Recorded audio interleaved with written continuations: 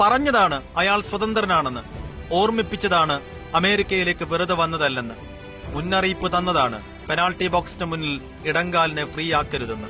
അനുഭവിച്ചോളൂ, ആസ്വദിച്ചോളൂ. Lionel Messi അയാളുടെ അവസാന ആട്ടത്തിന്റെ ആരംഭം കുറിച്ചിട്ടുണ്ട്.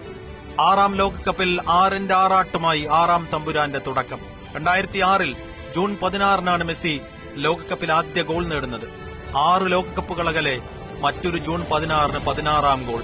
അതോടെ ലോകകപ്പിൽ ഏറ്റവും കൂടുതൽ ഗോൾ നേടിയ താരമെന്ന അതുല്യ നേട്ടത്തിൽ ജർമ്മൻ താരം മിറോസ്ലാവ് ക്ലോസയ്ക്കൊപ്പം. ഒറ്റ ഗോൾ കൂടി നേടിയാൽ ക്ലോസയും ക്ലോസ്. ഒറ്റ മത്സരം കൊണ്ട് ഒരുക്കൂട്ടിയ വേറെയും അപൂർവതകളുണ്ട്.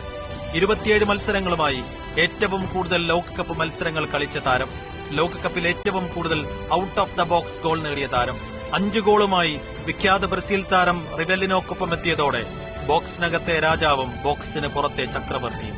ഇനി ഗോൾ കോൺട്രിബ്യൂഷന്റെ കാര്യം.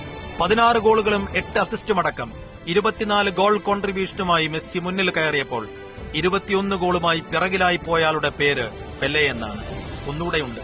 നീലയും വെള്ളയും നിറത്തിൽ 200ാം മത്സരമാണ് ഇന്ന് മെസ്സി കളിച്ചത്. അർജന്റീനക്കായി ഏറ്റവും കൂടുതൽ മത്സരങ്ങൾ കളിച്ച താരമെന്ന നേട്ടത്തിൽ നാട്ടുകാരായ എതിരാളികൾ എത്രയോ പിറകിലാണ്. അങ്ങനെ കണക്കിലും കളിയിലും കണക്കുകൂട്ടലുകളുമായി അയാൾ തുടങ്ങുകയാണ്. ലോകകപ്പിൽ ലിയോണൽ മെസ്സിക്ക് ഒരു ഹാട്രിക്കിന്റെ കുറവുണ്ടായിരുന്നത്രേ. അങ്ങനെ ഒരു കുറവുള്ള കാര്യം ആരും ഓർത്തതേയില്ല. അയാൾ പക്ഷെ അത് ഓർത്തുവെച്ചു. അയാൾ മാത്രം ഓർത്തുവെച്ച കണക്കുകൾ ഇനിയുമില്ലെന്ന് ആര് കണ്ടു? P C Saifuddeen, world cup desk, media one.